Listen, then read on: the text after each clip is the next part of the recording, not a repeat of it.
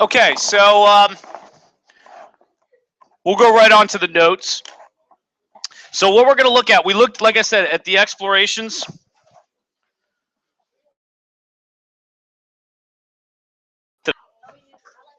We'll do that. We'll do that at the end because I have to talk about these countries first that explored.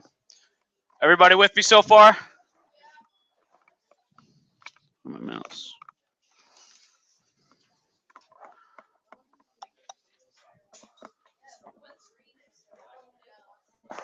There it is. Yeah, raise your hand if you can hear me. It's the first page and then second set of notes.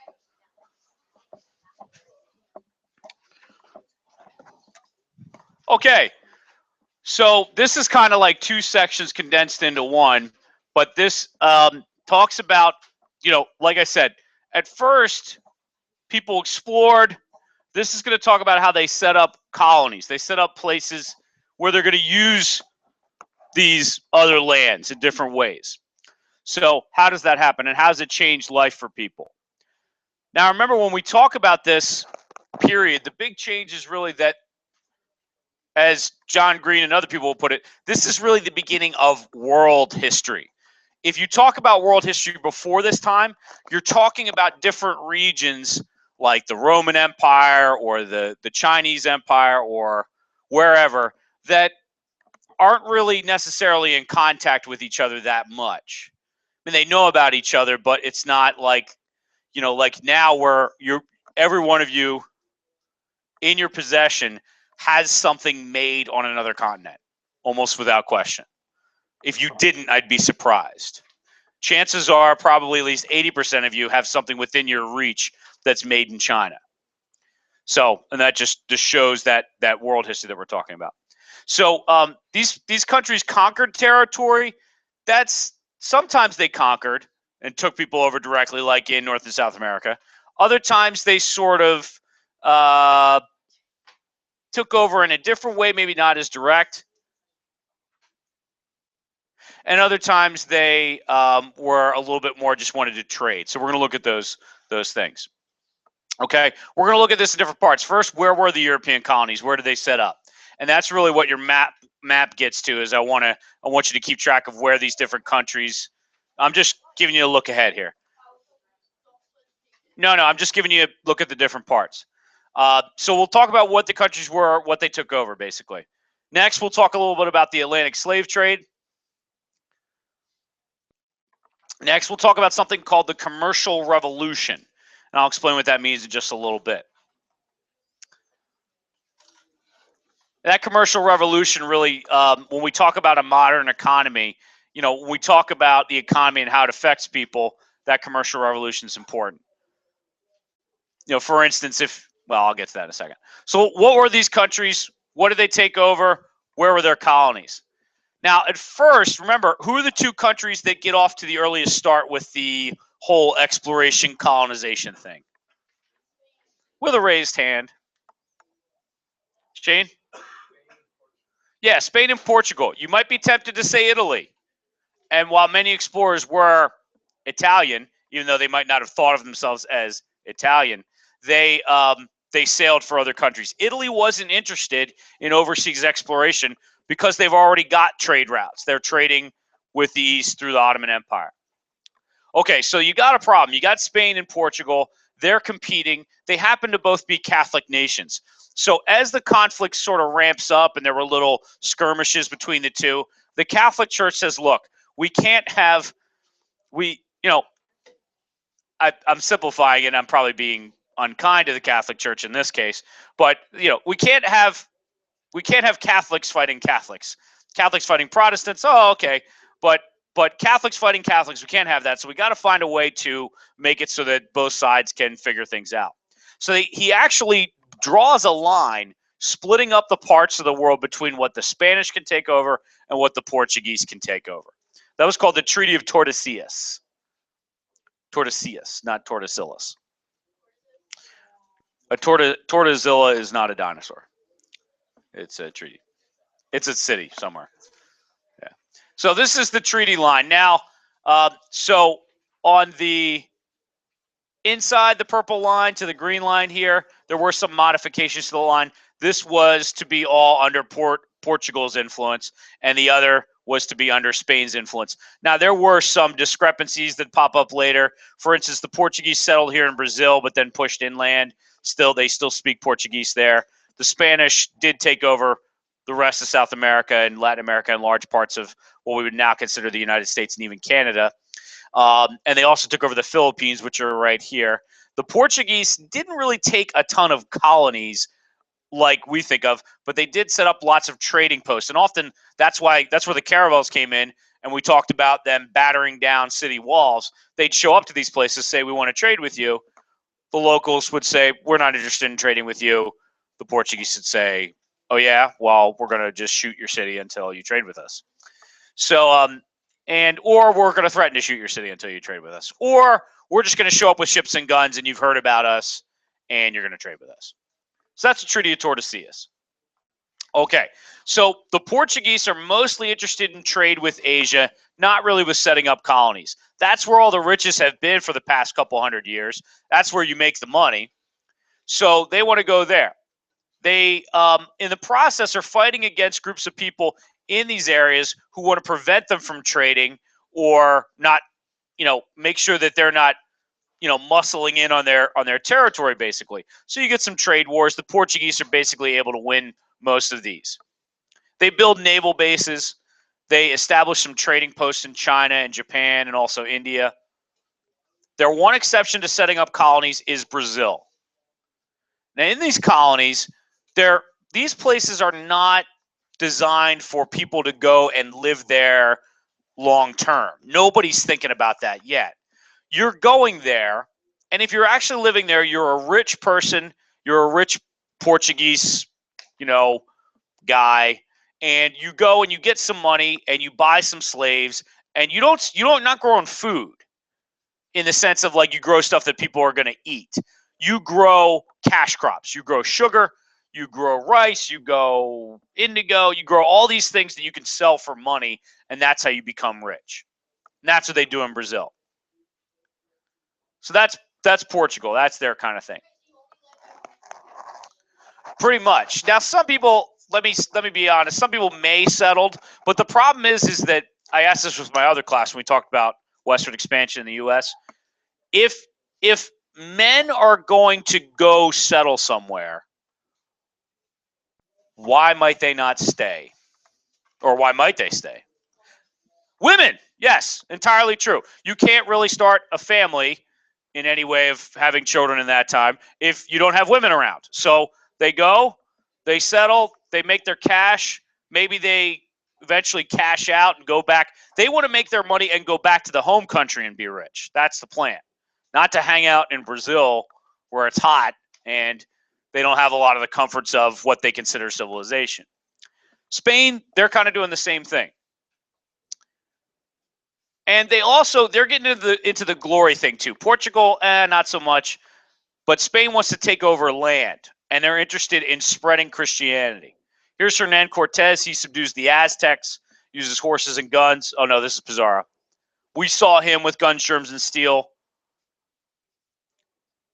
So that's what the Spanish are interested in doing. They're going to settle a little bit, but again, they're not bringing scores of people over in the way that we might think of the American colonies.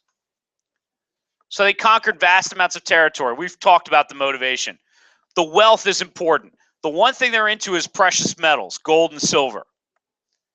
Now, at first, with the Inca and the Aztec, they conquer them, they take them over, they take all the gold and silver they have on hand, they melt it down, and they send it back to the home country. Okay. The next thing they do is they start to find silver mines in some of these countries. And so they enslave either local people or they bring in African slaves and they set up mining operations there. They also kick into the cash crop thing a little bit too. But they're also interested in converting people to Christianity. The Portuguese, not really a big motivation for them, but for the Spanish, yes. And so they convert the local populations to Catholic Christianity. They set up Spanish missions, which are designed to do this. A mission is basically a town set up around a church. So when you talk about a place like San Francisco or San Diego or these cities within the United States that have Spanish names, they typically were almost always Catholic missions. They were not cities that existed before the Spanish showed up. Sometimes the locals converted fairly easily. Sometimes you needed a little bit of violence. Sometimes you needed to tell them, listen, you won't worship your gods anymore. We're here to bring you the correct one, and so on. So we talked about the missions. Now, in return for bringing, the ultimate Christian truth to the locals, they got, okay, we're bringing you salvation and civilization. In return, you'll work for us, mostly unpaid, and that's what they did. Yes, for no, they had to work. Yeah, to get the message from the Spanish Christians. No. I mean, they showed up and they said, "Aha, we have a new, you've been worshiping the wrong gods. We've got the right one. So here we are to tell you about it. And in return, you're going to work for us. What if we don't want to worship your God? Well, you got to work anyway. So they can try to run away, and that could be an option. And the runaway thing was part of the reason that colonizers eventually started bringing in black African slaves, because the local Indian tribes, Aztecs, the Incas, or whoever you might run into, would know the land and would know how to escape effectively. So it becomes tough to enslave them because they can just get away.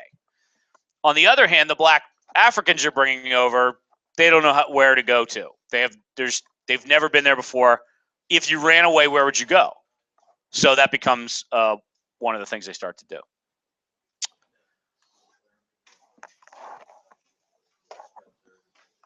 Yeah. So when this, let's see. Oh yeah, we talked about the diseases. Smallpox was a big one, but there are plenty of other European diseases that that they're being exposed to. Died at very high rates. That's another reason that the Spanish began to import African slaves to the New World, was because that the locals all died off mostly. And Africans in this case have been exposed to a lot of the same diseases European has. So they were basically as immune to them as the Europeans were. Okay, how about the Dutch? All right, the Dutch, very small nation. They most of the countries that are motivated to go get other colonies are small nations. You don't see Russia doing too much colonization because they're big. Gigi, you got to take out that headphone for me so you can hear me with both ears. So if your country has all the resources you need, you that's okay. You need to go out and get them somewhere, and that's the situation the Dutch have. So they want to have trade to build wealth. So where do they go? They go out to the East Indies, which is even further east of India. This is where Columbus thought he had been. The Dutch typically are sailing around Africa and getting there. So what are they interested in? Spices, coffee, tea. They also explored a little bit to the westward of what we think of as the New York area. And they settled a little bit there. They also settle at the southern tip of Africa, what was called Cape of Good Hope. Now it's South Africa, and we'll talk about how that happens. By the 1700s, really, they sort of hit their peak, and the English start to go past them. These three countries, the Spanish, the Portuguese, and the Dutch, are all, by the time the 1700s hit, they're starting to enter their decline. The Spanish had the problem of, it seems good, okay, we're importing all this silver, we're getting rich. But the problem is they imported so much silver and gold that silver and gold lost its value. There was so much of it that it lost its value. And in many cases, the government kept collecting the same amount of taxes. So the taxes were really kind of worth less, even though it was the same amount.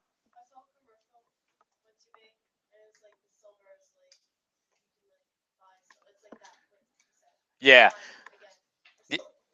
People, a lot of times during like economic troubles, people will invest in precious metals because they may retain their value better than other things. You know, if you put your money in a bank and the bank fails, the money's gone. But if you put it in a precious metal, you can always potentially trade that for something. It typically always has value. But if your economy, like happened to the Spanish, got flooded by gold and silver, it makes it so that it's worth a lot less than you would think. So it actually hurt their economy. All right, so the French and the English get a late start. What are the French interested in? They're typically motivated to find quick profits through trade. So they go into Canada and look for furs, fish. They're looking for lumber. In the age of sail, lumber is important because what's good in North America is they have a lot of trees that are very, very straight, and that means that you can cut them and make them into masts for ships. The French are trying to find that all-water route to Asia. They end up exploring up the Hudson, the St. Lawrence River, and they end up founding Canada instead. Would someone let my friend Adam in, please? They also go down to the Caribbean and establish some colonies, St. Kitts, Martinique, Guadeloupe. Here they're into the same thing that the Spanish and Portuguese would have been into: cash crops and slave labor, sugar and tobacco. Now, early on, the English are into colonies as well, but their first trick is, look, don't go and make your own colony and grow your cash crops. Just raid the Spanish ships. Steal their stuff instead of doing it yourself. So that's how they start off. Now, these guys that did this were called privateers. Are they like pirates? Sort of, but they do the same thing as pirates. They make their money the same way, but they're backed up by their own government. So they explore places such as Newfoundland. They do the plantation thing, slave labor in the Caribbean. But they do start some permanent settlements along the east coast of North America. In the process, they end up pushing out Native Americans. The English who are arriving in these colonies are not Catholic, typically. So, and the Protestant Christians don't really have the same desire to spread Christianity to other people. Sometimes they do, but it's not like with Spanish Catholics who definitely want to tell other people about Christianity. Okay, so the slave trade, you're probably already familiar with a lot of what goes on with this. We talked about why did they import slaves? They imported them mostly because they wouldn't die off from the European diseases. They couldn't escape home. So there was no desire to run away, except that maybe you would go live off in the woods or find a slave camp somewhere. But, I mean, your options were limited. So they imported them to work on cash crop plantations. Now, these slaves, a lot of times one of the things they'll say about slavery was that Africans were enslaving other Africans, and isn't that crazy that they enslaved each other? Why would they do that? But the Africans who were enslaving other Africans didn't look at those other Africans as, like they were another group of people. They were meant to be, they were another tribe. You could conquer them and enslave them, just like the Europeans were doing. So this wasn't, as if it's a little more complicated than people sometimes put it. You get the development of something known as the triangular trade. And this was a system that was very profitable for everyone involved except the slaves, basically, where different goods passed along these routes. Now, it wasn't necessarily, but it often could be the same ships. So in Europe, because of the Industrial Revolution, you're getting manufactured goods, weapons, textiles, cloths. Rum could be distilled here. And then these things were typically traded to Africa. So what do you got going into Africa? You got clothes, guns, and alcohol. You don't have a lot of food. You don't have a lot of people going there, but that's what's headed to Africa. Now, from Africa, it's typically slaves. There are no other trade goods that Africa is offering that people are interested in the Americas. When it gets to the Americas, what's headed to Europe? This is typically sugar, which could then be put into European foods, tobacco, and cotton. So that's the triangular trade. The Middle Passage is this journey right here from Africa to the New World. Now, when I was a kid, this picture, how many of you have seen this picture of slave quarters on a slave ship? Now, if you want to see a bigger copy, you can, but these little black dots here are meant to show where slaves were on the slave ships.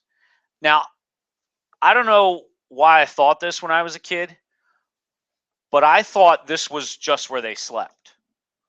which even that would have been pretty confined. No, that's where they stayed almost all the time. Occasionally, they might be brought out on deck to just make sure that they didn't get disease and die from being in there. But this is where they were chained and kept. And that blew my mind when I finally realized that this is not to show where they got to sleep. Okay, well, cramped sleeping, whatever. No, this was where they stayed most of the time. Yeah, I mean, just, you're lying in your own excrement a lot of times. And yeah. So they couldn't get up on deck and kill the ship, kill the people in the ship, to try to escape. Yeah, some people that ended up on slave ships deliberately jumped overboard in order to kill themselves because what was occurring was so horrific that they just said, I'll just end it. They knew, and they would have known from as the slave trade went on, that where they were going was not going to be a lot better, that their life was going to be as a slave. In fact, sharks began to follow slave ships because they realized that either from somebody dying or from somebody committing suicide, there would be almost like a constant flow of people falling overboard that the sharks would then eat. That was even a sort of way of intimidating the slaves on the ship, was to take a prisoner and basically dip them over the side of the boat. There were stories that there were people that they would tie up and drop them into the water for nothing more than maybe 10 seconds or so. And by the time they were pulled from the water, whatever had been in the water was just completely gone because the sharks would just eat them. So pretty horrific in all ways that you could think of. Just human misery, basically. So that's the Middle Passage. Once they arrived, you're probably familiar with these difficult conditions. Slave auctions, part of explaining why it's okay to own someone for their life, and by the way, get to own their children, is to dehumanize them, is to explain why they're a little less human than you are. And so slave auctions were a part of that. Not only was it important for, just selling, okay, I got a slave, want to sell the slave, want to buy a slave. Not only were they important just for selling them, but the act of putting them up in front of people, stripping them naked to show their bodies and what good they would be, strong, and that they had their teeth and things like that. This was the same thing you would do with an animal. Why did they name the African Americans? Well, I mean, yeah, they've. I heard it was just like in slavery, the fact that they were black, they were thought they were different. But there's a lot of people they're not completely black, but they have different color skin. Yeah. Well, what could happen with, the skin color thing was a quick way of identifying. You're right. The escape thing's important too, because they can't, someone who's a Native American or an Aztec or an Inca, if they were able to escape, wherever they were keeping them, might be able to find somebody else living out in the wilderness that spoke their language, and then they could live out there. For African slaves, that's not an option. They're never going home. So the escape thing is reduced a little bit. Now, on the other hand, it may have increased the likelihood that these slaves, if they could, would kill the people that enslaved them. So because they can't, escape's not an option.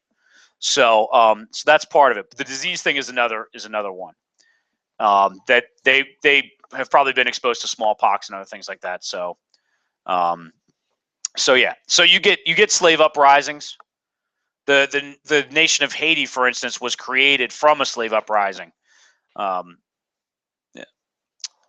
So commercial revolution. I'll try to go through this fast. I've gone on a little long here. So investors have to come up with huge sums of money for these explorations. Typically, one person couldn't pay for it by themselves. They might if they were fabulously rich, but you have to pay to get the ship set up. You have to pay for the supplies they'll need to go over. You might need to, and what starts to happen is people start to take out insurance. These ships they don't always make it. So you could put lots of your money into this investment, and if it goes to the bottom, your money's gone and you're not getting a return on it.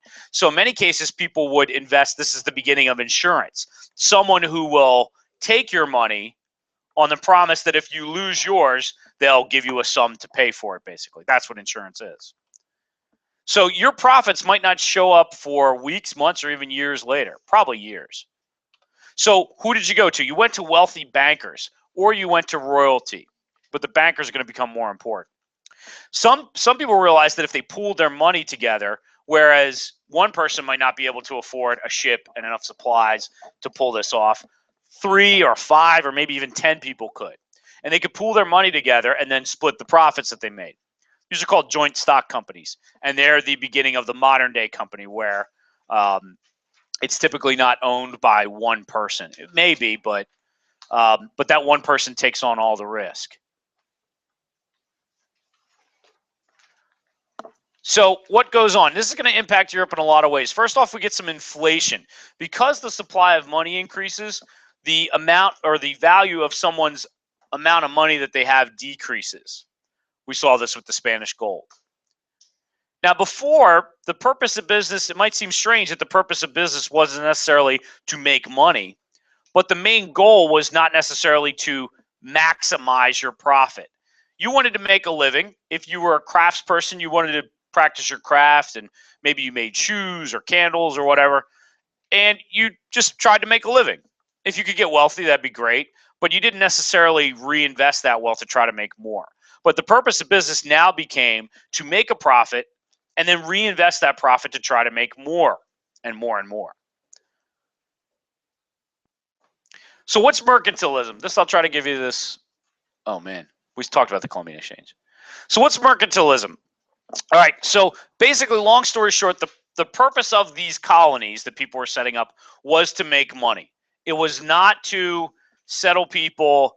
Nobody except maybe the Puritans was really interested in religious freedom, as you know, and even the Puritans, by the way, when there were people that disagreed with them in their community, they kicked them out. There wasn't religious freedom like, wow, what an interesting belief you have. Let's all, no, that doesn't come until later. So the purpose of the colonies is to make money. So the home countries often treat these colonies in that way. It's not designed to, that's what ends up happening with the American colonies is they're treated sort of like a place that's just designed to make money for England. Okay, you also get the growth of a middle class. We'll come back to that a little bit more, but just keep in mind, you've got people that have money to do 2 things: reinvest it, or 3 things: reinvest money, get education, and spend on stuff. If you're a peasant, you don't have a lot of extra money to spend on stuff. You're not, hitting the Target clearance rack or something like that, which I love, by the way. That's my thing. Get education. So if you're rich, you're not spending money on that either, because if you're rich in Europe, what's your wealth tied up in typically? Is it money or is it? It's land. So how do you reinvest land? You don't. You grow more stuff on it. How do you grow more? You can't try to plant more because then you'll kill everything. So you have your wealth in land. So, but the middle class is a group of people that have some extra money that they can spend on things. That's where they come in. Come back to them later. We talked about the Columbian Exchange already. But this is basically the different things that came between the 2 worlds. Maybe I didn't talk about this with you guys. Okay. 9, 10. All right. So let's talk about the Columbian Exchange. Is anyone fond of Italian cuisine? No. Nobody? Does anyone like Italian cuisine? Okay. Name. Does anyone like pizza? Oh, we found some pizza lovers. Name some of the primary ingredients of typical with tomatoes. Let's just start with tomatoes. Do I have a map of Italy? Well, sort of. I have the Alps. Darn. It's over there. If you had to point on the map to where tomatoes originate in Italy, where would you point?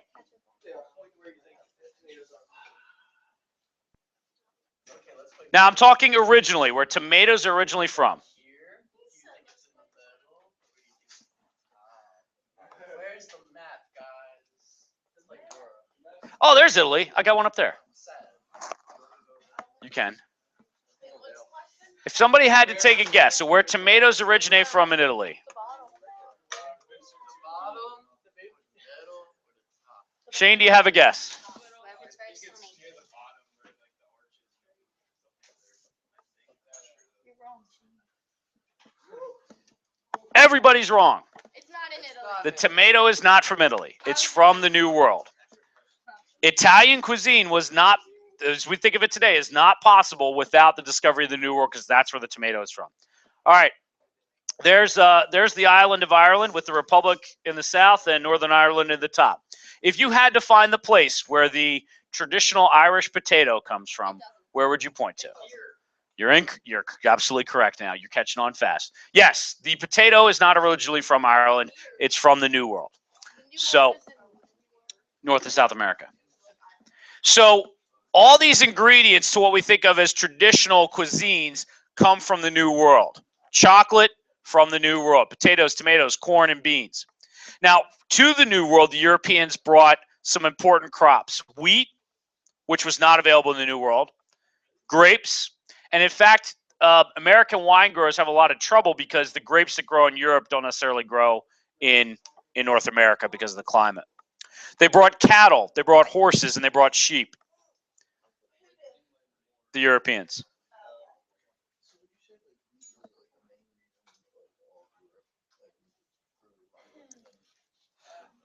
Well, yeah, definitely. Exactly. And in a lot of cases, a lot of the food that the U.S. produces is for other animals. So